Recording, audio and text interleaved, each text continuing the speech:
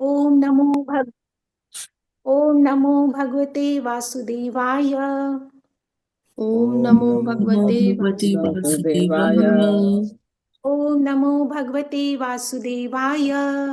ओम ओम नमो नमो भगवते भगवते वासुदेवाय। वासुदेवाय। ओम नमो भगवते वासुदेवाय। ओम ओम नमो नमो भगवते भगवते वासुदेवाय। वासुदेवाय। नारायणं नमस्कृत्यं नारायणं नारायणं नमस्कृत्यम् नमस्कृत्यं नरं चैव नरोत्तमं नरं नरं चैव चैव नरोत्तमं नरोत्तमं देवीं सरस्वतीं व्यासं देवीं देवीं सरस्वतीं सरस्वतीं व्यासं व्यासं ततो जयमुदीरयेत्। ततो जयमुदीरये। जयमुदीरयेत्। नष्टप्रायेषु अभद्रेषु नष्टप्रायेषु नष्टप्रायेषु भद्रेषु भद्रेषु नित्यं भागवत सेवया नित्यं नित्यं नित्यं भागवत भागवत भागवतसेवया। सेवया भगवति उत्तम श्लोके भगवति भगवति उत्तमश्लोके उत्तमश्लोके भक्तिर्भवति नैष्टिकी भक्ति भक्ति भवति भवति नैष्ठिकी। नैष्ठिकी। कृष्णाय वासुदेवाय कृष्णाय कृष्णाय वासुदेवाय वासुदेवाय देवकी नन्दनाय च देवकी देवकी नन्दनाय च देवकीनन्दनाय नन्दगोपकुमाराय नन्दगोपकुमाराय गोविन्दाय नमो नमः। गोविन्दाय नमो नमः। मूकं करोति वाचालं मूकं मूकं करोति करोति वाचालं वाचालं पङ्गुं लाङ्घयते गिरिं पङ्गुं लङ्घयते गिरिम्। यत्कृपातमहं वन्दे यत्कृपातमहं यत्कृपातमहं वन्दे वन्दे परमानन्दमाधवम्। परमानन्दमाधवम्। परमानन्दमाधवम्। मङ्गलाचरण। ॐ अज्ञानतिमिरान्धस्य ज्ञानञ्जनशलाकया चक्षुरुमिलितं येन तस्मै श्रीगुरुवे नमः। श्रीचैतन्यमनोभीष्टं स्थापितं येन भूतले स्वयं रूपा कदा मह्यं ददाति स्वपदकान्तिनं वन्देऽहं श्रीगुरुः श्रीयुतपदकमलं श्रीगुरुवान् वैष्णवांश्च श्रीरूपं साग्रजातं सहगण रघुनाथान्वितं तं सजीवं साद्वैतं सावधूतं परिजनसहितं कृष्णचैतन्यदेवं श्रीराधाकृष्णपादान् सगण ललिता श्रीविशाखातांश्च। हे कृष्ण करुणा सिन्धो दीनबन्धु जगत्पते गोपेश गोपिकान्त राधाकान्त नमस्तुते।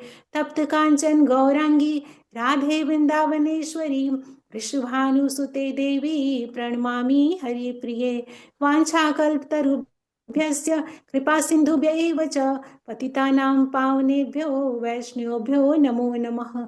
जय श्री कृष्ण चैतन्य प्रभु नित्यानंद श्री अद्वैत गदाधर श्रीवासादि गौर भक्तवृंद। नमो विष्णुपादाय कृष्ण पृष्ठाय भूतले श्रीमते भक्ति वेदांत स्वामी निति नामिने। नमस्ते सरस्वती देवी गौरवाणी प्रचारिणे निर्विशेष शून्यवादी पाश्चात्य देश तारिणे। हरे कृष्ण कृष्ण कृष्ण हरे हरे हरे राम राम राम हरे हरे। हरे कृष्ण माता जी, सभी को दंडोत प्रणाम। हरे कृष्णा माता जी।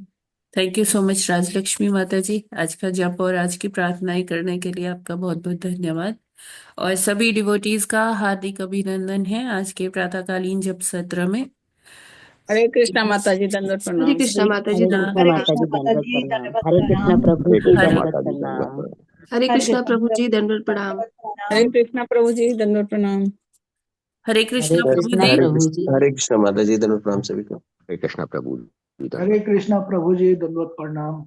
हरे कृष्णा जी। जी माता जी। ये प्रभु जी मैं शेयर कर रही हूँ। हाँ जी।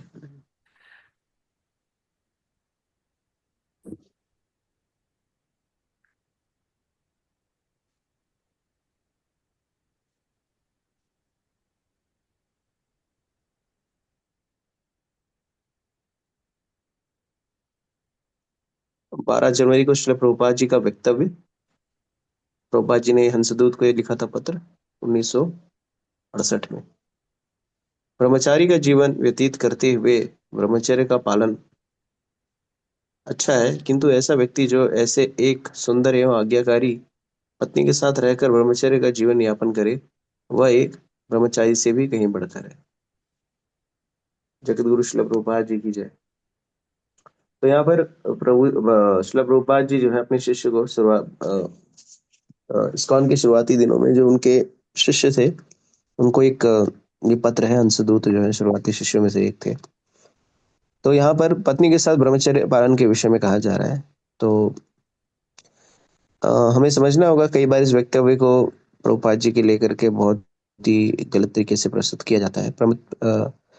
देखिए, पति पत्नी जैसे हम सभी लोग जो है इस भौतिक जगत में है। भौतिक जगत में सारी इंद्रियां हैं और सारे लोगों की अपनी अपनी एक आवश्यकताएं हैं। और इस जैसे भगवद गीता में भगवान कहते हैं कि धर्म अविरूढ़ो कामोऽस्मि, यानी धर्म के विरुद्ध जो काम नहीं है वो मैं हूँ स्वयं। तो इसका इस अर्थ हमें ये समझना होगा कि जहाँ जैसे कि हम 4 नियम पालन करने की जो बात करते हैं उसमें अवैध स्त्री संग या अवैध पुरुष संग, तो स्त्री पुरुष के मध्य जो संबंध, पति पत्नी के साथ जो संबंध है वही संबंध जो है वैध है, वैध है वही, बाकी सब अवैध है। तो वर्तमान समय में पति पत्नी के साथ जो वैध संबंध है इसको छोड़ करके जो अतिरिक्त जो संबंध अगर कोई करता है तो ब्रह्मचर्य का जो उसका जो ब्रह्मचर्य को क्या कर रहा है वो खंडित कर रहा है। तो हमें इसका अर्थ ही नहीं, कई बार लोग कहते हैं अरे शादी हो जाने के बाद क्या पति पत्नी को भाई बहन की तरह रहने की आवश्यकता नहीं। ऐसा कुछ नहीं है। हम सभी लोगों की जो भी या पति पत्नी, क्योंकि दाम्पत्य जीवन क्या कहते हैं, दो पटरी है और हम सारी इंद्रियों की अपनी एक आवश्यकता है और जिसकी जो आवश्यकता है उस हिसाब से वो कार्य कर सकता है। पति पत्नी के मध्य में प्रेम जैसे भी रहना चाहे वो पति पत्नी उसका निर्णय ले सकते हैं और उसके दायरे में रहकर जो भी प्रेम संबंध है वो सब वैध है। उसके अतिरिक्त जो भी संबंध होगा वो ब्रह्मचर्य को खंडित करेगा, इसका ये अर्थ होता है। दूसरा चीज है कि खाली एकमात्र गृहस्थ आश्रम है जहाँ पर पति पत्नी या स्त्री पुरुष साथ रहते, बाकी चाहे वो ब्रह्मचारी हो, वानप्रस्थ और संन्यास, इन सभी में स्त्री या पुरुष संबंध करने की छूट नहीं है। क्योंकि जैसे ब्रह्मचारी हो गया तो शिक्षा के समय शास्त्रों के अनुसार ये संभवतः यही होता है कि व्यक्ति को जो है उसे अपना धैर्य या अपनी जो अनुशासन है उसे अनुशासित रहने की आवश्यकता होती है और शिक्षा पर ध्यान देना होता है। तो जैसे हम लोग जब छोटे थे, हम स्कूल कॉलेज जाते थे तो उस समय हमारे घर वाले कहते थे अभी जो है ये सारी चीजें नहीं करो, पढ़ लिख लो, उसके बाद दुल्हन उल्हन सब मिल जाएगी, कोई चिंता की बात नहीं है। तो कहने का अर्थ ये है कि जिस आश्रम में हम रहे उस आश्रम की मर्यादा का पालन करना चाहिए। तो जब हम चाहे लड़की हो या लड़का हो, जब पढ़ाई का समय हो तो सारा ध्यान जो है सिर्फ पढ़ाई के लिए, अध्ययन के लिए।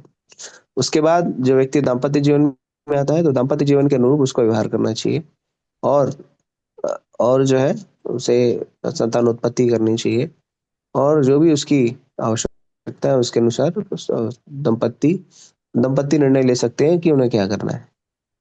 जो व्यक्ति वानप्रस्थ की स्थिति में आ जाए, 50 के ऊपर हो जाए, तो 50 के ऊपर वैसे भी जैसे हम 50 की उम्र में आते हैं वैसे ही जो है हमारी इंद्रियां शिथिल हो जाने लगती है और माताओं में भी गर्भधारण की वो नहीं रह जाती, वो शक्ति नहीं रहती। तो इसलिए देखिए क्या कहते हैं, बहुत ही वैज्ञानिक तौर पर वानप्रस्थ आश्रम की व्यवस्था की गई है, क्योंकि अब गर्भाधारण होगा नहीं तो स्त्री और पुरुष को जो है साथ में तो रहना चाहिए, लेकिन प्रयास करना चाहिए कि उनका समय जो है वो कृष्ण भक्ति के अनुशीलन में लगे। और अंतोदगत्वा जो संन्यास आश्रम है उसमें तो पूरी तरह से हमें भौतिक चीजों से विरक्ति रहना चाहिए, भौतिक आकर्षण से, और उसमें पूरा ध्यान जो है भगवान की सेवा में लगाना चाहिए।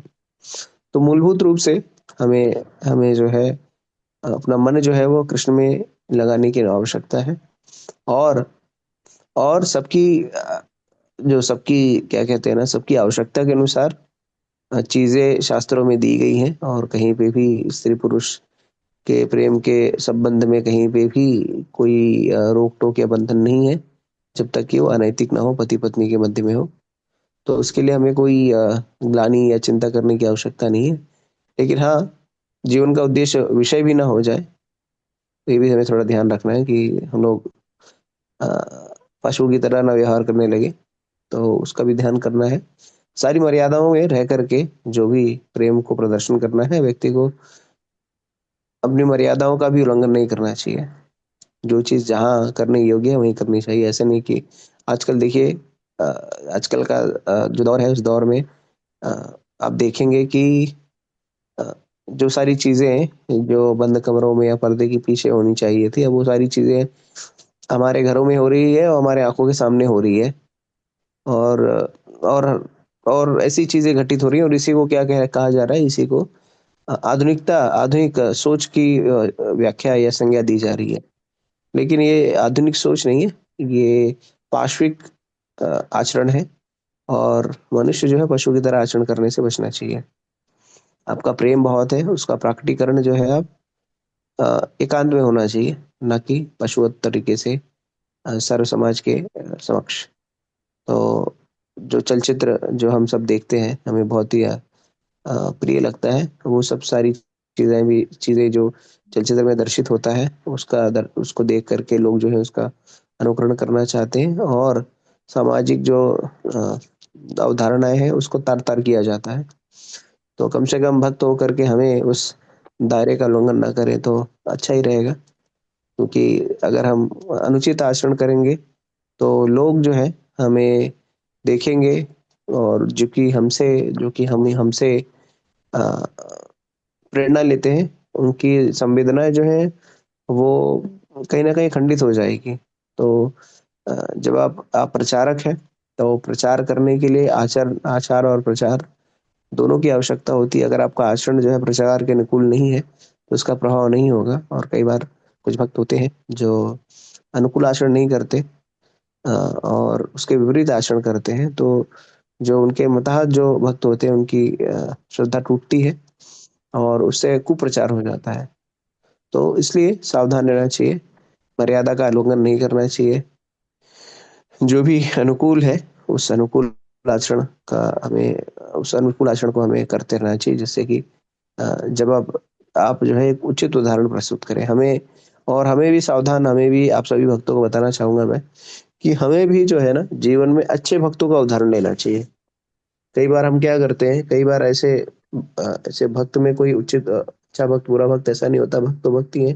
लेकिन कई बार क्या होता है कि हम ऐसे भक्तों को देखने लगते हैं, अरे फलाना भक्त जो है वो देखो कैसे डांस फ्लोर पे नाच रहा है या नाच रही है और स्टेटस पे दिख रहा है सबको, इंस्टाग्राम, फेसबुक रील पे सब दिख रहा है, अरे माता जी देखो, ये तो खूब यहाँ-वहाँ वो कर रही हैं। हाँ, फ़िल्मी गानों पर नृत्य कर रहे हैं या किस तरह से अ आधुनिक परिधान में यहाँ-वहाँ घूम रहे हैं। तो ये थोड़ा-सा विरोधाभास हो जाता है क्योंकि हम सभी लोगों के अंदर इतनी परिपक्वता नहीं है कि उसको सही तरीके से देखें। वैसे भक्त का जो आकलन आप किसी एक वस्त्र से नहीं कर सकते कि उसी वस्त्र में है तभी भक्त है। लेकिन हाँ, भक्तों की मर्यादा निर्धारित की गई है। जैसे अनुशासन निर्धारित किया गया है और ये अनुशासन जो है वो सिर्फ़ सामाजिक अवधारणाओं के अंतर्गत है। जैसे हमारे समाज में जो जिस चीज़ को सभ्य कहा जाता है, उस सभ्यता का हमें अनुपालन करने पर ही हम दूसरों को प्रोत्साहित कर सकते हैं उस सभ्यता का अनुपालन करने के लिए। लेकिन अगर उसके अंदर भिन्नता देखेंगे लोग, तो क्या होगा, उनसे श्रद्धा टूटेगी और फिर क्या होगा, लोग जो है, जो जिनको हम प्रचार कर रहे हैं, उनके मन में जो है एक एक विद्वेष आएगा। तो इससे भी हमें बचना चाहिए। तो जो प्रचारक हैं, तो उन्हें उचित आचरण करना चाहिए। वैसे तो उससे क्या होगा कि दूसरों के अंदर भी वो श्रद्धा और विश्वास होगा। लेकिन अगर हम कई बार देखते हैं कि कोई भक्त इस तरह से अनुचित आचरण कर रहा है, तो हमें सोचना होगा कि कोई बात नहीं है, ये अ, इससे हमें कोई लेना-देना नहीं है। हमें समझना होगा कि हमारी जो श्रद्धा है, हमारा जो संग है, हमारा जो जुड़ाव है, वो प्रभुपाद से है, ना कि व्यक्ति से है। तो व्यक्ति में गलती हो सकती है, व्यक्ति गलत हो सकता है, लेकिन जो सिद्धांत है और दर्शन है, वो कभी गलत नहीं होगा। ठीक है? तो हमारा जुड़ाव इसलिए देखिए, आप लोगों ने आईडीसी कोर्स किया, तो आईडीसी कोर्स में क्या कहा गया? हमारे जो है सबसे मूलभूत आचार्य कौन है? कौन बताएगा? प्रभुपाद जी। हाँ, तो हमें प्रभुपाद जी का जो उन्होंने जो मापदंड स्थापित किया है, उस पे हमें श्रद्धा होनी चाहिए, उनके दर्शन पे हमें विश्वास होना चाहिए। तो हमें ये समझना होगा कि आज आधुनिकता के दौर में देखिए, प्रभुपाद जी कहते थे कि आश्चर्य ये नहीं है कि लोग जो है कृष्ण भक्ति को स्वीकार नहीं कर रहे, आश्चर्य ये होना चाहिए जब लोग कृष्ण भक्ति को स्वीकार करें। तो मेरी माँ कहा करती, घी का लड्डू टेढ़ा मेढ़ा भी सही हो, घी का लड्डू जो है ना, घी का लड्डू चाहे टेढ़ा मेढ़ा ही सही। तो इसलिए हमें सोचना होगा कि चलो कोई भी है, चलो इतना सब कुछ है, कोई बात नहीं है, कम से कम भक्ति तो कर रहा है। यही कम से कम भक्ति तो कर रहा है ना, यही सबसे बड़ी बात हो जाती है। लाख बुराई हो, लेकिन ये चलो जब तो कर रहा है यार, प्रभुपाद में श्रद्धा तो है, कृष्ण को तो सर्वोत्तम मान करके भक्ति कर रहा है, बस चलो यही बहुत बड़ी बात है। ठीक है, बातें कमियां हो सकती हैं। तो इसलिए हम सभी लोगों का ये दायित्व है, हम सभी लोग एक उचित आचरण प्रस्तुत करें, जिससे कि लोगों के अंदर जो नव साधक होते हैं ना, उनकी श्रद्धा बहुत कोमल होती है। कोमल श्रद्धा होती है, आप उनको प्रवचन दे रहे हैं, आप उनको समझा रहे हैं, और पता चले आप जिसको डांडिया कर रहे हैं, आप जाके डांस फ्लोर पे नृत्य कर रहे हैं, है ना? तो जब वो देखेगा, अरे अरे प्रभु जी जो है तो डांस फ्लोर पे है और डांसिंग भी कर रहे हैं खूब, या माता जी हैं एकदम गजब डांस कर रही है, तो क्या होगा? भले ही आप जो है वो है, लेकिन उसका फेथ टूट जाएगा, क्योंकि वो उतना परिपक्व नहीं है। उसको तो यही लग रहा है कि ऐसे होना चाहिए। तो इसलिए प्रचारक को सावधान, और हम सभी को सावधान रहना चाहिए। कंठी तिलक लगा करके हम ऐसा वस्त्र ना पहने, ऐसा आचरण ना करें जो कि समाज को ये नहीं पता ना, समाज को जो जो समाज है, देखिए शास्त्रों में कहा गया है कि कोई कोई बाहरी आचरण, वही कोई कपड़े का पहनाव, कोई खान पान, कोई कोई भी शिक्षा दीक्षा, या क्या कह सकते हैं, धन वैभव ऐश्वर्य राजनीति परिस्थिति भगवान को आकर्षित नहीं कर सकती, या यह कोई मापदंड नहीं भगवान के धाम जाने का। लेकिन फिर भी हम उस प्रेम के स्तर पर नहीं है ना, भाव या प्रेम के स्तर पर नहीं है, हम नवसाधक के स्तर पर है। और हमारा समाज जो है बहुत ही संवेदनशील होता है। तो हमें क्या करना होता है, देश काल परिस्थिति के अनुसार कार्य करना होता है। जहाँ पर हमें, जैसे अभी हम लोग हैं, जैसे अभी कल की बात बता रहा हूँ, 2 दिन पहले की बात बता रहा हूँ, कल के, हाँ इसके 1 दिन पहले की बात बता रहा हूँ। तो जैसे कि अयोध्या में वो जमीन को लेकर के चल रहा है, तो कुछ जो जमीन वाले आए थे, और फिर उधर मंदिर में ही बात चल रही थी, और वो जो जो जहाँ जमीन दिला रहा है वो उल्टी सुल्टी बात करने लगा, इधर उधर की बात करने लगा, मतलब फंसाने वाली बात करने लगा। तो मैं उसको समझा रहा था, और फिर कब से वो इधर उधर की बात कर रहा था, मेरे को सब समझ में आ रहा है, मैं तब से उसको वो कर रहा था, हाँ, ठीक है ठीक है ठीक है, लेकिन वो बकवास ही करने लगा, यहाँ वहाँ की बात ऐसा कर देंगे वैसा कर देंगे। तब मेरे अंदर वाला क्षत्रिय बाहर आ गया। मैंने बोला ज्यादा हीरो, मैंने बोला, मतलब मैं, उसको लगा कि मैं बाहर का हूँ। बोला कि, मैं उसको बोला कि देखा ही, मतलब मैं इसको बोला कि ज्यादा तुम जो है ना, ज्यादा इधर की बातें मत करो, और यहाँ से उठो और भाग लो यहाँ से, नहीं तो ठीक नहीं होगा। तो उसके साथ, अरे आप लोग क्या नाम है, प्रभु जी लोग हो करके गुस्सा कर रहे हैं। अरे मैंने, तब फिर अब सोचिए, अब वो कब से ना वो गुस्सा ही कर रहा था, मतलब वो चिल्ला ही रहा था। हाँ, तो कब से मैं उसको टॉलरेट कर रहा था, लेकिन फिर मैंने उसको भाग यहाँ से, अभी बहुत मारूंगा नहीं तो इधर को। तो फिर वो अरे आप क्यों ऐसा गुस्सा कर रहे हैं, आप लोग तो प्रभु जी लोग हैं। अरे मैंने बोला क्या प्रभु जी लोग हैं तो ठीक है, लेकिन अब उसका क्या है, वो लोग चिल्ला रहे थे तो ठीक है, वो लोग कुछ भी उलट सुलट बोल रहे थे ठीक है, और मैंने उनको डांट दिया तो बोल रहे अरे आप प्रभु जी हैं, आप लोग प्रभु जी लोग, आप ऐसा करेंगे, आप लोग गुस्सा करेंगे। तो समझने का हमें प्रयत्न करना चाहिए कि जो गुस्सा था, अब ये लोग क्या सोचते हैं, साधु है मतलब चाहे जो कर लो। हाँ, अगर कोई वैष्णव कपड़े में बैठा हुआ है, बात कर रहा है आपसे, तो उसको चाहे बेवकूफ बना लो। तो हम लोग क्या दुनियादारी नहीं देख रहे, हमको नहीं समझ में आ रहा है, तो हम लोग को बेवकूफ बना रहा है, हमको यहाँ पे बरगला रहा है, अपना स्वार्थ सिद्ध कर रहा है, हमको फंसा रहा है।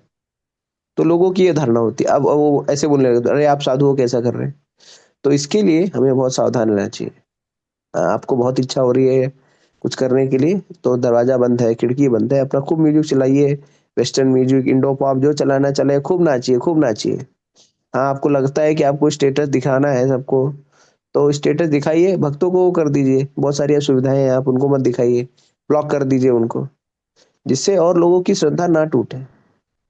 ठीक है, नहीं तो आप दुनियादारी को दिखाएंगे भी, सबको करेंगे भी, और उस तरह से लोगों की श्रद्धा टूट जाएगी। तो या तो प्रचारक मत बनिए, आप सामान्य भक्त का जीवन जिए, तब तो ठीक है। लेकिन प्रचारक का जीवन जो है वो तपस्या का जीवन होता है। उसे अपने समाज से, अपनी इच्छाओं से, सभी चीज का परित्याग करना पड़ता है, ना चाहते हुए भी। क्यों? क्योंकि उसे समाज में उचित आचरण प्रस्तुत करना है।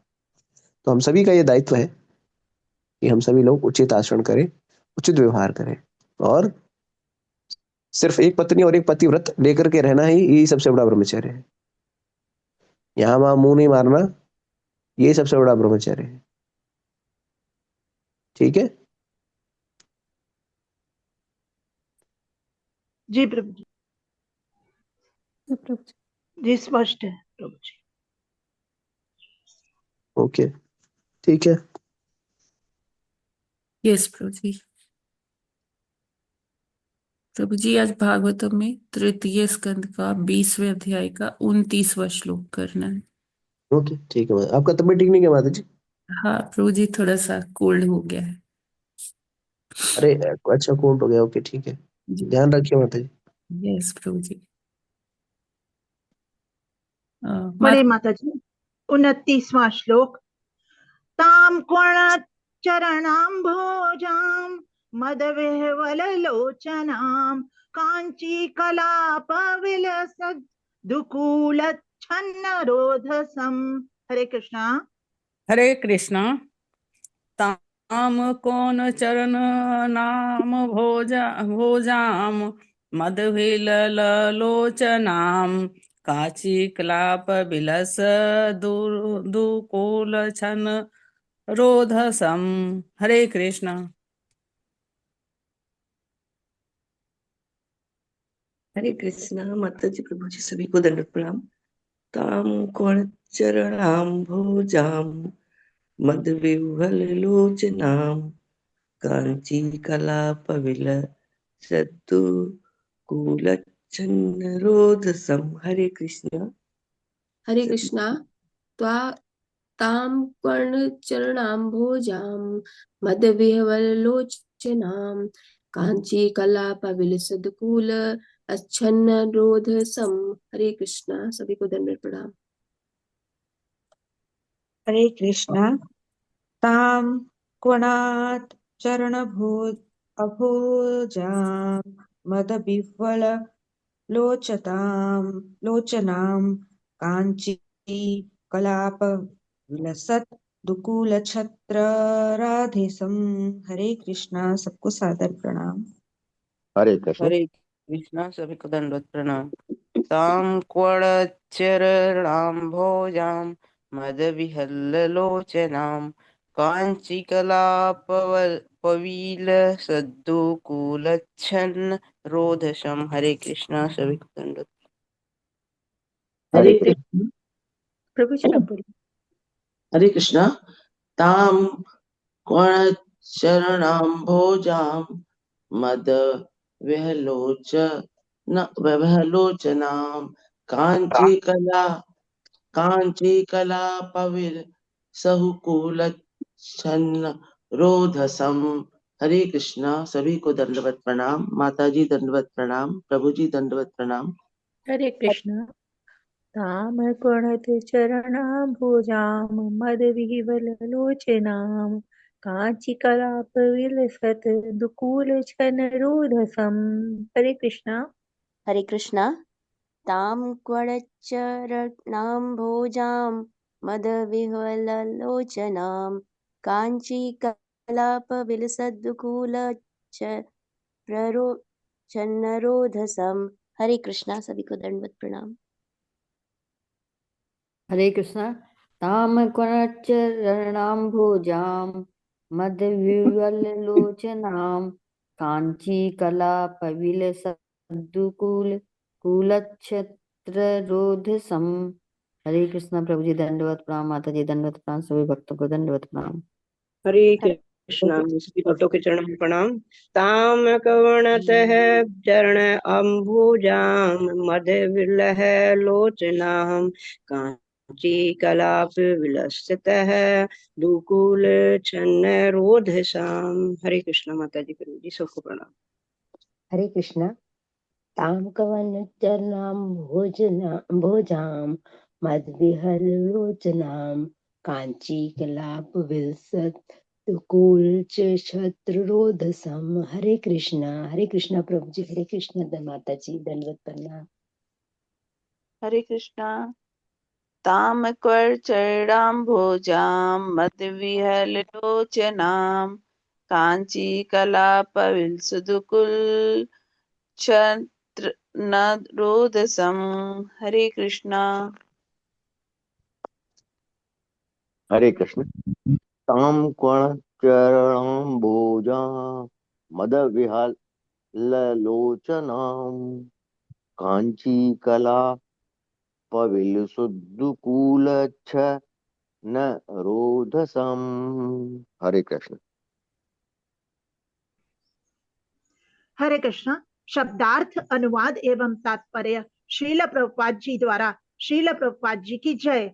शब्दार्थ, ताम उस शरीर को, पुणत नुपुर ध्वनि करता, चरण अंबुजम चरण कमल वाली, मद नशा, विह्वल विभोर, लोचनाम आंखों वाली, कांची कलाप स्वर्णाभरण से निर्भित करधनी वाली, विलसत चमकती, दुकूल महीन वस्त्र से छन्न ढकी, रोधसम कटी वाली।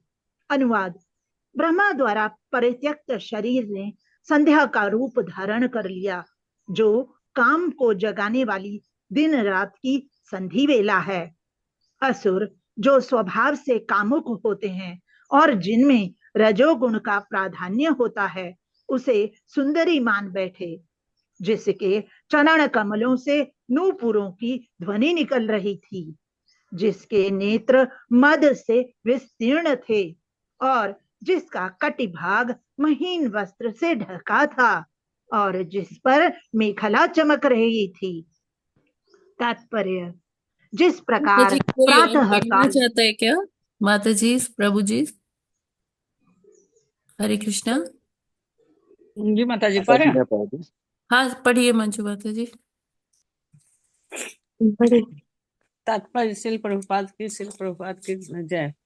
जिस प्रकार प्रातः काल आत्मचिंतन की बेला है, उसी प्रकार संध्या काल काम विषय वासना की बेला है। आसुरी पुरुष प्रायः विषय मुख के लिए ललायित रहते हैं, अतः संध्या का आना उन्हें प्रीतिकर आनंददायक लगता है। उस समय संध्या आगमन को असुर गणों ने एक सुंदरी स्त्री मान लिया और वे कई प्रकार से उसकी प्रशंसा करने लगे।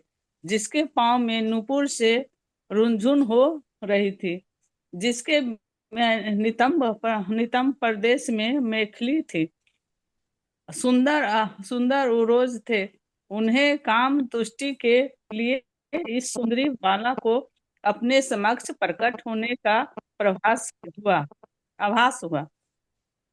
प्रकट होने का आभास हुआ। हरे कृष्णा माता जी। हरे कृष्णा। तो बहुत बहुत धन्यवाद आप सभी लोगों इसका वाचन करने के लिए। तो जैसा कि संभवतः आपसे प्रवृत्ति होती है, ये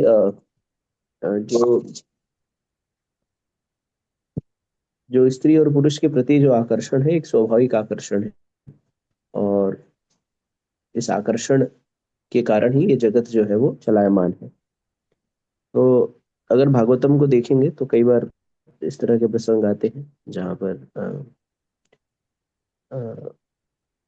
पर ये बताया जाता है कि किस तरह से व्यक्ति जो है वो स्त्रियों के प्रति आकर्षित है, स्त्रियां पुरुष के प्रति आकर्षित है। तो ये आकर्षण एक स्वाभाविक सा आकर्षण है, और हमें समझना होगा कि ये स्त्री और पुरुष जो है वो सिर्फ भोग वृत्ति के लिए नहीं है। तो यहाँ पर जैसे आसुरिक दर्शन किया गया है, तो कई बार क्या होता है कि आजकल के आधुनिक युग में आसुरिक दर्शन में स्त्रियों को सिर्फ भोग की वस्तु बना दी गई है। जैसे आप देखिए तो जो विज्ञापन भी आते हैं, उन विज्ञापनों में स्त्री को एक क्या कहते हैं, एक सामान की तरह प्रस्तुत किया जाता है, और इस तरह से विज्ञापन प्रस्तुत किए जाते हैं कि व्यक्ति विज्ञापन को कम देखे और स्त्री को ज्यादा देखे। क्यों ज्यादा देखे? क्योंकि एक स्वाभाविक रूप से आकर्षण होता है एक दूसरे के प्रति। तो इस कारण से जो है लोग जो है भ्रमित हो जाते हैं। जैसे यहाँ पर बता रहे हैं कि ब्रह्मा जी ने जो शरीर त्यागा, वो किस तरह से एक स्त्री का रूप धारण किया, और आसुर वृत्ति वाले लोग उसके प्रति आकर्षित होते हैं।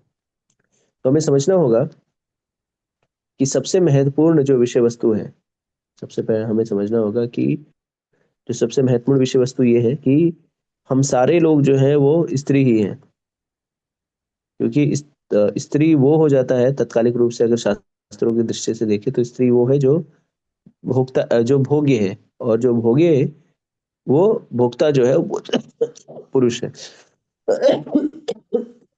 और इस जगत में एकमात्र पुरुष कौन है? इस जगत में एकमात्र पुरुष जो है भगवान है। तो चाहे हम स्त्री शरीर में हो, पुरुष शरीर में, आत्मा ना स्त्री है ना पुरुष है। ये शारीरिक कांति जो है उससे स्त्री और पुरुष का भेद करती है, लेकिन आत्मा के स्तर पर हमें, हमारा कोई भेदभाव नहीं, हमारा कोई भेदभाव नहीं। हमारा एक ही जो हमारा हमारी जो पहचान है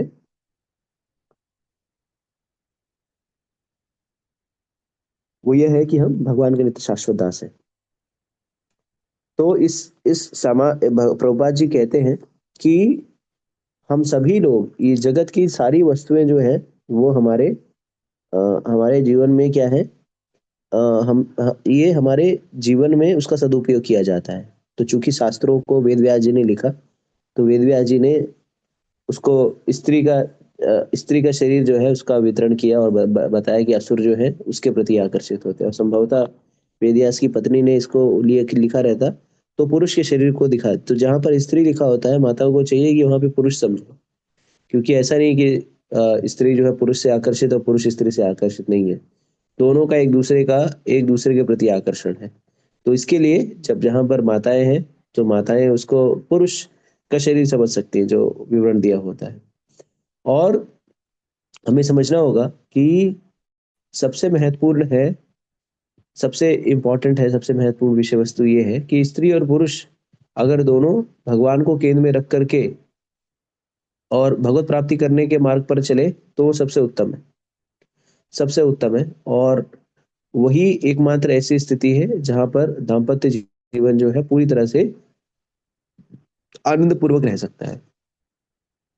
लेकिन संभवतः प्रायः ऐसा होता नहीं है। माताओं को, चूंकि देखिए अगर स्त्री पुरुष के शरीर को देखें तो स्त्री पुरुष के शरीर में, माताओं के शरीर में बहुत सारी कमियां होती हैं, क्योंकि उनकी शारीरिक बनावट इस तरह से होती है कि वो सारे कार्य नहीं कर सकते जो पुरुष कर सकते हो। पुरुष जो बहुत सारे ऐसे कार्य हैं जो पुरुष नहीं कर सकते।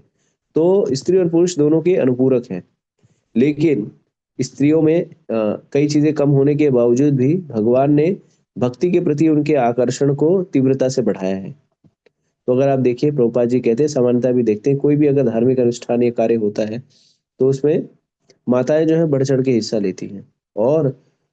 और परिवार का जो सबसे महत्वपूर्ण दायित्व होता है कि परिवार को संगठित रहना, परिवार को बच्चों को मूलभूत रूप से बच्चों को संस्कार देना, ये सारी चीजें जो है वो स्त्रियों के ऊपर निर्भर करता है। और कोई भी धार्मिक आयोजन में स्त्रियां बढ़ चढ़ के हिस्सा लेती हैं। अगर आप देखें, अगर इस कक्षा में भी देख लें तो माताएं जो है सबसे अधिक है। प्रभु जी लोग खर्राटा मार रहे होंगे, प्रभु जी लोग जो है अपना वो कर रहे होंगे। कई बार तो प्रभु जी लोग ऐसे रहते हैं, वो बोलते तू कर ले, मैं पैसा कमा रहा हूँ, तू कर ले, मेरे को भक्ति करने की जरूरत नहीं है। तो हमें समझना होगा कि कोई भी शरीर जो है, भगवान ने हर शरीर में कुछ ना कुछ खामियां दी हैं, कमियां दी हैं। और इस जगत को इस तरह से बनाया है कि सारी चीजें जो है वो क्या रहे, बैलेंस रहे, सारी चीजें जो है वो सम रहे। अगर सभी के पास सब कुछ आ जाएगा ना तो लोग जो है पगला जाएंगे, वो खुद को ही भगवान मान लेंगे। आप देखिए ना, कई बार आप देखिए, संभवतः हर जगह आपको दिखेगा, किसी के परिवार में सब कुछ सही चल रहा है तो उसके पास धन नहीं है। किसी का पति बहुत सही है तो पत्नी खूसट है। पत्नी अगर खूसट है तो पति दुष्ट है, पति अच्छा है। हाँ, पति काला है तो पत्नी गोरी है, पत्नी गोरी है तो पति काला है। सब कुछ सही है तो लड़का ठीक नहीं है, तो परिवार ठीक नहीं है, धन नहीं है, वैभव नहीं है। तो समाज को इस तरह से बनाया गया है इस जगत में कि सबके पास सब कुछ नहीं है। आपके इस जगत में भगवान ने सबको सम रखने के लिए इस जगत को इस तरह से बनाया कि हर जगह जो है, हर चीज में क्या लगा हुआ है, 4 पहिए में से एक पहिया पंक्चर ही है। सबके जीवन में कोई नहीं कह सकता कि मेरे जीवन में सब सही चल रहा है। कोई ना कोई एक पहिया जो है पंचर है, जो व्यक्ति को सदैव उसके पैर पे जमीन पे रखने के लिए उपयोगी होता है। तो हम सभी लोगों को ये ध्यान रखना चाहिए कि हमारे जीवन का उद्देश्य क्या है, हमारे जीवन का लक्ष्य होना चाहिए कि किस तरह से भगवान को प्रसन्न किया जाए, भगवत भक्ति प्राप्त की जाए। और क्या होता है कि भौतिक आकर्षण इतना तीव्र है कि हम कृष्ण भक्ति के अनुशीलन करने के मार्ग पर कई बार अपने आप भटक जाते हैं। क्यों? क्योंकि माया का प्रभाव इतना तेज रहता है। जैसे कि श्रीमद् भगवद गीता में भगवान कहते हैं व्यवसात्मिका बुद्धि एक ही कुरनंदना बहुशाखा नंतश्च बुद्धि व्यवसायिना। तो हमें क्या करना चाहिए, हमारा लक्ष्य जो है निर्धारित होना चाहिए कि हमें भगवत प्राप्ति करना है, भगवान को प्रसन्न करना है, और उसके लिए जो भी अनुकूल कार्य है उसको करने में हमें प्रवीणता से कार्य करना है। तो दो प्रकार के कार्य हमें करने होते हैं, भगवान भगवद गीता में बताते हैं। एक होता है वृत्तिपरक कार्य, एक होता है वृत्तिपरक कार्य, और एक होता है क्या कहते हैं उसको, स्वधर्म और नित्य धर्म। ठीक है, तो स्वधर्म जो है हमारा वृत्तिपरक कार्य है। तो वृत्तिपरक कार्यों में हम कैसे वृत्तिपरक कार्य है, तो हो सकता है हम गृहिणी हो, हम कोई जो है वो व्यापारी हो, कोई जो है व्यवसायी हो, कोई जो है चिकित्सक हो, कोई जो है शिक्षक हो, कोई कुछ ना कुछ कार्य कर रहा है, तो हमारे वृत्तिपरक कार्य है। और फिर वर्णाश्रम का हमारा धर्म है, तो ब्रह्मचर्य अगर हम करें तो ब्रह्मचर्य धर्म का पालन करना है, गृहस्थ धर्म में है, गृहस्थ आश्रम में है तो गृहस्थ आश्रम का पालन करना है वर्णाश्रम व्यवस्था के अंतर्गत। और अगर हम वैश्य है तो वैश्य धर्म का पालन करना है, शूद्र है तो शूद्र धर्म का पालन करना है, ब्राह्मण है तो ब्राह्मण धर्म का, क्षत्रिय है तो क्षत्रिय धर्म का, वैश्य और शूद्र, इस तरह से वानप्रस्थ और संन्यास, ये सारे धर्मों का हमें अनुपालन करना होता है। लेकिन इन सबके ऊपर क्या है, आत्मा का धर्म। आत्मा का धर्म क्या है, आत्मा का धर्म है परमात्मा की सेवा करना।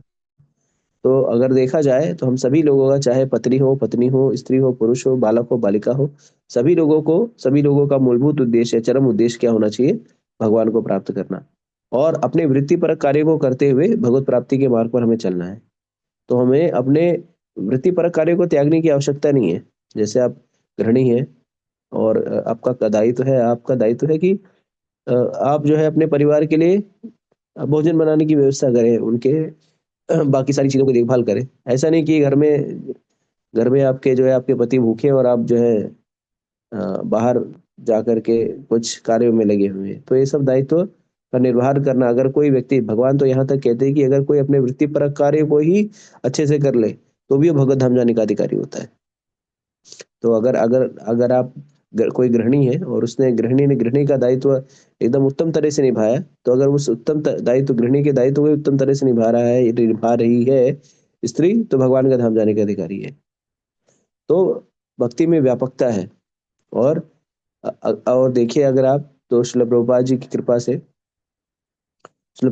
कृपा से हम सभी लोग अलग अलग जाति से आ रहे हैं, अलग अलग वर्ण से आ रहे हैं, अलग अलग वर्णाश्रम से आ रहे हैं, अलग अलग कार्य प्रणाली से आ रहे हैं, लेकिन फिर भी हम सभी लोगों को एक ही लक्ष्य दिया गया है, एक ही कार्य दिया गया और एक ही तरह का निर्देश भी दिया गया है। ऐसा नहीं कि हम लोग को अलग अलग निर्देश दिया गया है कि आप ये कर लीजिए, आप वो कर लीजिए। हम सभी लोग एक ही कार्य कर रहे हैं, ठीक है, इस कली काल में। तो एक ही कार्य कर रहे हैं, क्या, कृष्ण को प्रसन्न करने के लिए कर रहे हैं। और सबको ये कहा जाता है कि हमें क्या करना है, नियमित रूप से 16 माला का जप करना है। हरे कृष्णा कृष्णा कृष्णा हरे हरे, हरे राम राम राम हरे हरे। तो हम सभी लोग सिर्फ यही कार्य कर ले जाए कि भगवान को केंद्र में रख करके और 4 नियम का पालन कर ले जाए, 16 माला का जप कर ले जाए, तो भी हमारी परम गति होगी। तो चाहे स्त्री हो चाहे पुरुष हो। तो जो भौतिकवादी लोग हैं, यहाँ पर अलग अलग तरीके के लोग हैं। एक ही चीज को व्यक्ति अपने गुणधर्म के हिसाब से अलग अलग चीजों को देखता है। तो जो कामुक व्यक्ति रहेगा, एक स्त्री को देख करके उसको भोग करने की इच्छा होगी, हाँ। और एक जो भक्त होगा, एक स्त्री को देख करके, या स्त्री या पुरुष, मतलब एक दूसरे अदल बदल कर लीजिए, तो एक पुरुष को देख करके कोई स्त्री हो सकती है कामुक हो, या कोई स्त्री जो है एक पुरुष को देख करके कामुक हो। तो एक भोगी व्यक्ति, जो राजसिक वृत्ति की जो व्यक्ति होगा या स्त्री होगी, वो उसके अंदर भोग ढूंढेगी। लेकिन जो आध्यात्मिक वृत्ति का व्यक्ति होगा, वो उसके अंदर कृष्ण विराजमान है, ये देखेगा। जैसे एक बार श्रील प्रभुपाद जी अपने शिष्यों के साथ हवाई यात्रा कर रहे थे। हवाई यात्रा के मध्य में उनके बगल में एक उनका शिष्य, जिसे हाल ही में संन्यास दिया गया था। तो हवाई यात्रा जब करते हैं तो उसमें वो जो खाना परोसने वाली स्त्री होती है, तो वो स्त्री को देख करके एक सन्यासी, जो श्रील प्रभुपाद जी के बगल में हाल ही में संन्यास, प्रभुपाद जी ने जिन को संन्यास दिया वो बहुत बड़े 60-70 साल वाले सन्यासी नहीं थे, 18 साल 19 साल 20 साल के लोगों को संन्यास दिया था। तो और वो भी इसलिए नहीं कि वो लोग बहुत परिपक्व थे, बहुत एकदम तेज तर्रार थे, एकदम साधना में बहुत तीव्र थे और उनको सब ज्ञान हो गया था। उस समय की आवश्यकता थी, प्रचार बढ़ाने की आवश्यकता थी, क्योंकि सन्यासी लोगों को सुना जाता था। इसके लिए प्रभुपाद ने ऐसे लड़कों को भी संन्यास दिया, चलो आओ संन्यास दे दो, हाँ, संन्यास दे दिया कि कम से कम कुछ नहीं, प्रचार तो करेंगे। और कई उसी सन्यासी जो है, जो कि हमारे भारतीय जो तथाकथित जो स्तर है उसको पालन नहीं करने के कारण उनका पतन भी हुआ। लेकिन कोई बात नहीं, तो वो सन्यासी जो है वो देख रहा था उस सुंदर स्त्री को जो भोजन परोस रही थी हवाई जहाज में। और प्रभुपाद जी ने देखा इसको काफी देर से, अगर कभी भाषा मतलब उसको देख रहा था एक टक। तो प्रभुपाद जी ने उनको पूछा, बगल में बैठे थे, उनको ऐसे टोका, अरे अच्छी सुंदर है ना? तो अब ये सन्यासी को ना लीलते बन रहा है ना बोलते बन रहा है, क्या बोले सुंदर है? क्या? हाँ प्रभुपाद जी बहुत सुंदर लग रही है मुझे। हाँ सन्यासी है। तो फिर से प्रभुपाद जी ने पूछा, सुंदर है ना? तो कुछ कहा नहीं उसने, फिर से सुंदर है? तो फिर अब कहा, बड़ा ही झेपते हुए कहा, हाँ हाँ प्रभुपाद जी सुंदर तो है। तो प्रभुपाद जी मुस्कुराए और कहे, ठीक है, देखिए ये जो स्त्री है ये कितनी आकर्षक लग रही है तुम्हें, और आकर्षक है भी। और ये किसके द्वारा बनाई गई है? भगवान के द्वारा बनाई गई। तो भगवान की प्रकृति जब इतनी सुंदर है, भगवान के द्वारा निर्मित एक स्त्री जब इतनी सुंदर है, तो सोचिए कि भगवान कितने सुंदर होंगे। और अगर जब हम भगवान को देखेंगे तब हमारा आकर्षण जो है कितने उच्चतर स्तर पर होगा। तो एक व्यक्ति जो था वो क्या देख रहा था? एक व्यक्ति उसमें भोग की संभावना देख रहा था, उसके सुंदरता को देख करके। जैसे यहाँ पर स्त्री के शरीर के गठन के विषय में बहुत ही सुंदर तरीके से विस्तृत वर्णन किया गया है। तो उसको देख करके भोग की संभावना देख रहा था, भोग के प्रति उसको भोगने की इच्छा उसके अंदर उत्पन्न हो रही थी। लेकिन एक दूसरा व्यक्ति है जो कि कृष्ण भावना भावित है, वो क्या कर रहा है? उसको कृष्ण से जोड़ करके देख रहा है कि कृष्ण के द्वारा बनाई गई ये प्रकृति इतनी सुंदर है, तो कृष्ण कितने सुंदर होंगे। तो ये होता है ज्ञान का स्तर और कृष्ण के प्रति समर्पण का स्तर, या कृष्ण भक्ति में जब व्यक्ति बढ़ा चढ़ा होता है तो सभी चीजों को कृष्ण से जोड़ करके देख पाता है। तो शुरुआती स्तर पर हम सभी लोग चीजों को भोगने की दृष्टि से देखते हैं। तो भक्तों के जीवन में भी यही होता है। जैसे भगवान भगवद गीता में कहते हैं, 4 प्रकार के लोग भगवान के पास आते हैं। आर्थो अर्थार्थी, जिज्ञासु और ज्ञानी। और भौतिक कामनाएं लेकर के आते हैं, कुछ ना कुछ चाहिए। लेकिन कुछ ना कुछ किस लिए चाहिए होता है? भोग के लिए चाहिए होता है। मुझे ये मिल जाए। जैसे ध्रुव महाराज जो थे, उनको अपने दादाजी से बड़ा राज्य चाहिए था, शक्ति चाहिए था, बल चाहिए था। तो उनका मूलभूत उद्देश्य क्या था? उनका मूलभूत उद्देश्य था कि निष्कंटक राज्य प्राप्त हो जाए और मैं इसको भोग करूं। हाँ, तो भगवान की भक्ति की उन्होंने, और अंतोगता भगवान जब प्रकट हुए तो उन्होंने क्या किया? भक्तों के जीवन में भोग को हटाते नहीं, भोग देते हैं। भगवान ने कहा कि ये लो, तुमको राज्य चाहिए, तुमको आध्यात्मिक जगत में एक अलग से तुमको ग्रह ही देते, ले लो, ध्रुव लोक ले लो, और 35,000 वर्षों तक राज्य करो, भोग करो। आशीर्वाद दिया, भोग करो। आपकी इंद्रिया जो एकदम सुशील रहेंगी, एकदम बुढ़ाओगी भी नहीं। अरे भोग करने के लिए, जैसे मेरी चाची थी, उन्होंने कल एक बहुत अच्छी बात बोली।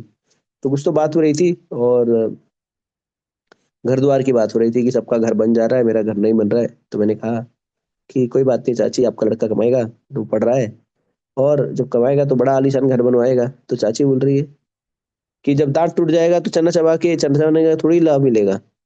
अब सोचिए, चना आपके सामने रखा है, चना चबाने के लिए आपको दांत की आवश्यकता है ना, और दांत ही नहीं रहेगा तो चना रखा भी रहे तो क्या लाभ। तो उसी तरह से अगर बहुत सारा सुख ऐश्वर्य वैभव रखा रहे और इंद्रिय काम ना करे, शरीर ना काम ना करे, तो उसका क्या लाभ। तो उसी तरह से भगवान ने क्या किया? ध्रुव महाराज को 35,000 वर्षों तक दिया जीवन, और उनका यौवन, उनका शरीर जो है यथावत रहने दिया। लेकिन जब भगवान भक्त को कुछ देते हैं तो भक्तों का जो चेतना है, भक्तों की जो अवधारणा है, वो बदल जाती है। तो फिर भक्त जो है चीजों को भोग के लिए उपयोग नहीं करता, उसको भगवान से जोड़ने के लिए उपयोग करता है, उसको भगवान की भक्ति में लगाने के लिए उपयोग करता है। और ध्रुव महाराज ने क्या किया? वही ध्रुवराज ने यही कहा कि मेरे को भौतिक आकर्षण था और मैं कांच के टुकड़े मांग रहा था, लेकिन भगवान ने मुझे हीरा दे दिया। हीरा जो चाहिए, मुझे हीरा लेना चाहिए था, मैं कांच के टुकड़ों की आकांक्षा कर रहा था। तो इसी तरह से हमें समझना होगा कि कोई भी एक दूसरे के प्रति जो है बाधक नहीं है। ये हमारी चेतना पर निर्भर करता है कि हम किसी वस्तु को भोग के दृष्टि से देखते हैं या उसे भगवान से जोड़ने की दृष्टि से देखते हैं। तो अगर हम भगवान से जोड़ने की दृष्टि से किसी चीज को देखेंगे तो वो सार्थक उपयोग होगा। लेकिन अगर उसको भोग दृष्टि से देखें, जैसे रावण, कंस इत्यादि लोग जो है वो चीजों को भोग की दृष्टि से देखते हैं। तो जब हम भोग की दृष्टि से देखेंगे तो हम वो हमारे बंधन का कारण बनेगा। तो हम कभी भी कोई भी सुंदर चीज देखें तो उसे हमें भगवान से जोड़ करके देखना चाहिए कि भगवान की प्रकृति इतनी सुंदर है, तो भगवान कितने सुंदर होंगे, भगवान कितने दयालु होंगे, भगवान कितने कृपालु होंगे। और यही है वैष्णव दर्शन, यही है उच्च दर्शन। और अगर हम भौतिक धरातल पर देखेंगे तो भौतिक धरातल पर तो हर चीज भोग की दृष्टि होती है। लेकिन भगवान हमें भगवद गीता में समझाते भी है। भगवान भगवद गीता में कहते हैं 5.22 में यही संसर्ग्या भोगा दुख न युते आदि अंत्य न कौन्ते न अतिशुरम मथा। तो ये जो आकर्षण होता है ना, ये भौतिक आकर्षण जो होता है, ये भौतिक आकर्षण में बुद्धिमान व्यक्ति बुधा व्यक्ति फंसता नहीं है। क्यों? क्योंकि वो जानता है कि ये इंद्रियों से जनित जो सुख है वो चिरकालिक नहीं है, वो अल्पकालिक है अगर आप देखें, और इसका आदि और अंत है। तो हमारी जो इंद्रियां हैं, 5 इंद्रियां हैं, और 5 इंद्रियों से हम सुख भोग सकते हैं, लेकिन 5 इंद्रियों की जो है क्षमता जो है वो बहुत ही सीमित है। आंखों से हम किसी स्वरूप को देखते हैं, कोई पसंद आ रहा है, आ रही है, तो कितने देर तक? कुछ समय तक। उसके बाद वही चेहरा बार बार देख के क्या होता है कि वही चेहरा बार बार देख के जो है आदमी बोर हो जाता है, फिर वो आकर्षण नहीं रह जाता। जैसे जो लोग प्रेम विवाह करते हैं, तो उस प्रेम विवाह के पहले खूब झूठ झूठ बातें करते हैं, आप ऐसी हो, आप वैसी हो, आपको देख नहीं पाता, तो मैं जो ये हो जाता है वो हो जाता है, और फिर जैसे शादी हो जाती है तो फोन भी नहीं करते। अरे तो वही लड़की बोलती है, अरे इसके पहले तो खूब ज्ञान दे रहे थे, तुमको देख नहीं पाता, पहले बार बार फोन करते थे, अब देखो फोन भी नहीं करते। तो क्यों? अरे भाई साथ में ही रह रहे हैं ना, और भी तो काम है। हाँ, तो ये है। फिर उसके बाद कोई चीज सुन ली, किसी की वाणी बहुत सुंदर लगी, कोई गाना सुन लिया, कर्ण प्रिय लगा, कितने बार सुन पाते? 1 बार, 2 बार, 5 बार, 10 बार। उसके बाद बदलाव चाहिए। या कुछ खा लिया, तो उसमें भी खा लिया तो एक ही चीज, मान लो रसगुल्ला बहुत पसंद है, और 100 रसगुल्ला, 10 रसगुल्ला रख दिया, 1 2 3 4 5 6 7। उसके बाद ऐसी स्थिति आए, नहीं यार नहीं खाऊंगा यार, छोड़ो, बहुत पसंद है, नहीं कोई बात नहीं, लेकिन खाऊंगा नहीं। या किसी का स्पर्श, किसी का संग, स्त्री पुरुष का संग भी जो है चिरकाल तक, तो आदमी चिरकाल तक तो रहता नहीं है, तो फिर उसके बाद फिर खिन्नता आती है। तो बुद्धिमान व्यक्ति क्या है, इस इंद्रिय जनित भोग के पीछे नहीं पड़ता। तो क्या करता है बुद्धिमान व्यक्ति? उसको भगवान की सेवा में अनुरक्त करता है। तो हमारे पास जो भी स्थिति परिस्थिति है, हमें सभी को भोग वृत्ति में नहीं लगाना है, भोग वृत्ति में नहीं लगना है, उसको भगवान से तादात्म्य, उसके भगवान से साथ उसके संबंध को मान करके उसको भगवान की सेवा में लगाना, यही जीवन की सार्थकता है। और जब हम सारी चीजों को भगवान से जोड़ करके देखेंगे, भगवान के सापेक्ष में देखेंगे, कृष्ण के सापेक्ष में देखेंगे, भक्ति के सापेक्ष में देखेंगे, तो कभी ये सारी चीजें हमें भोग वृत्ति में नहीं लगाए। जैसे असुर व्यक्ति क्या करता है? असुर व्यक्ति भोग में लगता है, असुर व्यक्ति एंजॉय करना चाहता है, लेकिन भक्त जो है उसे भगवान की सेवा में निरत करना चाहता है, भगवान को समर्पित करना चाहता है। ठीक है, तो यहीं पे अपनी वाणी को विराम देता हूँ। किसी को कोई प्रश्न है तो पूछ सकता है। हाँ प्रभु जी, अपने वित्त परक कार्य को भली भांति करना जो है भगवत धाम प्राप्ति करने के लिए रिकमेंड किया जाता है। तो इसमें वित्त परक कार्य जो करना होता है, उसमें चित्त में भगवान को धारण करके भक्ति की भावना के ही साथ करना है कि सिर्फ वित्त परक कार्य तो बहुत सारे लोग करते हैं सारी दुनिया में, हाँ, वृत्ति घर के परक लिए, कार्य वाइफ के यानी लिए। भगवान को केंद्र में, सब भगवान के सापेक्ष में करने पर ही होगा ना।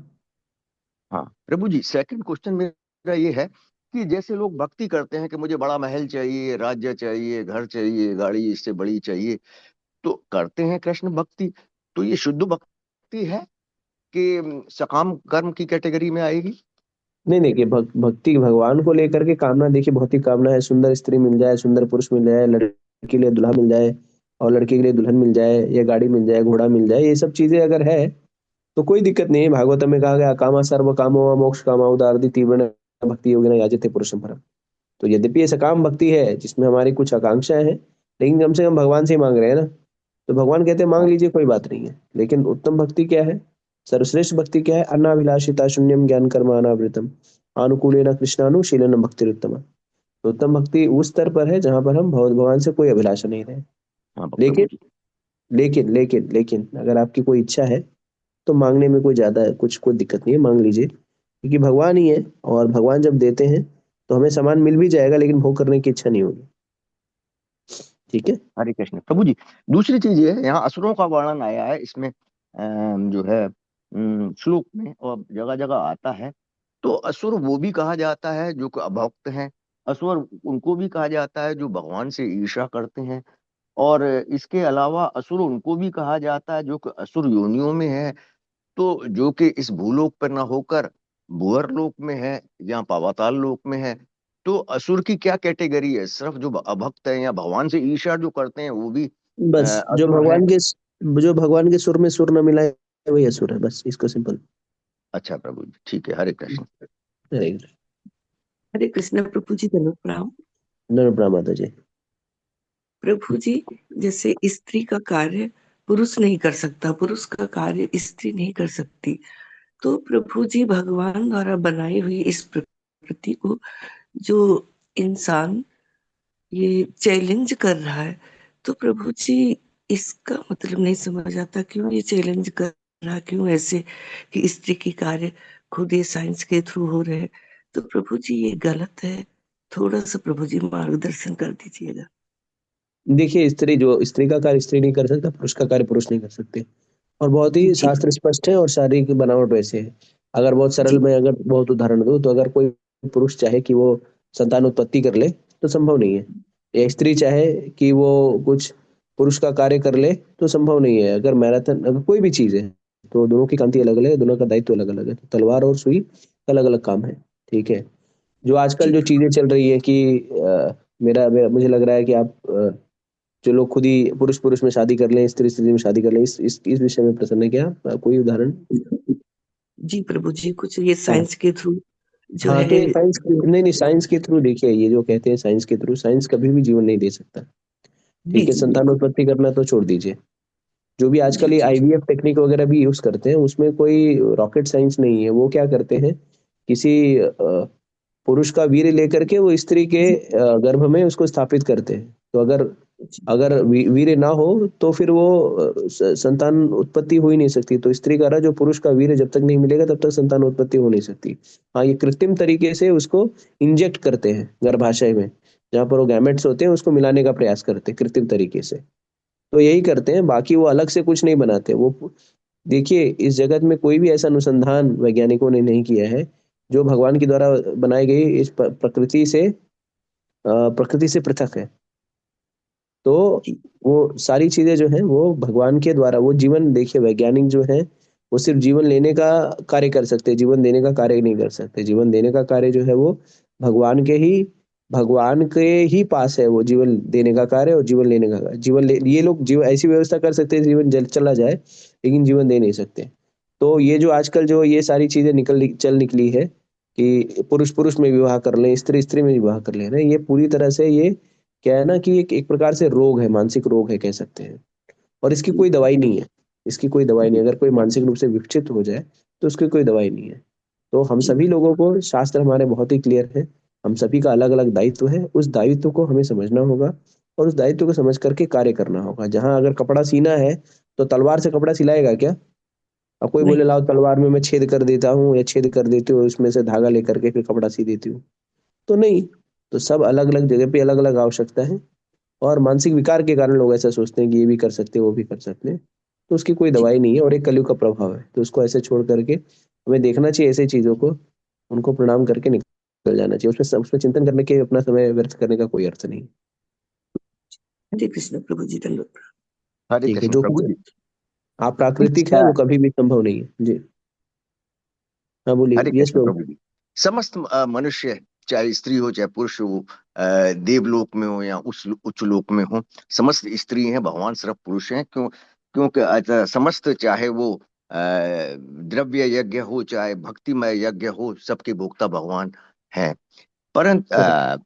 इस जमाने में स्त्री भी हैं पुरुष भी हैं, परंतु फिर भी ये कहा गया है कि जो पुरुष होते हैं यदि स्त्री की तरफ बहुत आकर्षक होते हैं, खास तौर पे आखिरी समय में भागवतम में आया है, तो उनको अगली बार जो है स्त्री का जन्म मिलता है। तो जो आकर्षित नहीं होते हैं, नॉर्मल लाइफ जीते हैं, तो क्या वो पुरुष ही होते हैं अगर वो जन्म मृत्यु के चक्कर में आते हैं तो? नहीं नहीं नहीं नहीं नहीं नहीं नहीं, ऐसा नहीं कि वो एक स्त्री के प्रति आकर्षित हो। देखिए, आकर्षण दोनों तरफ होता है, ठीक है। पुरुष जो है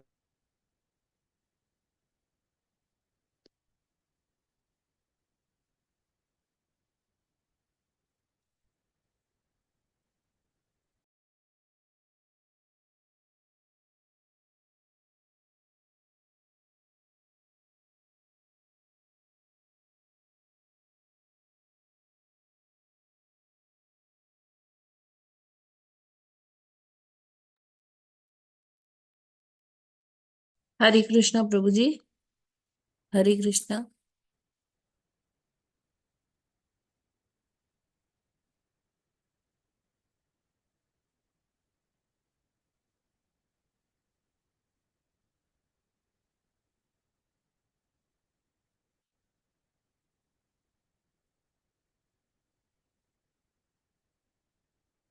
प्रभु जी का नेटवर्क डिस्कनेक्ट हो गया।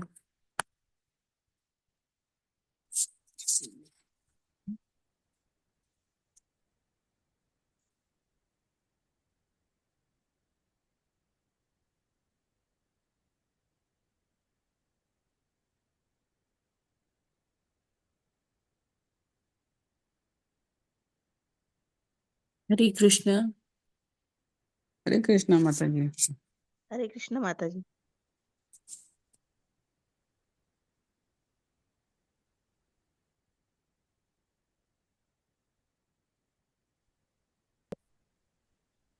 ग्रंथराज श्रीमद् भागवतम की जय। जय गुरु श्रील प्रभुपाद की की जय। जय।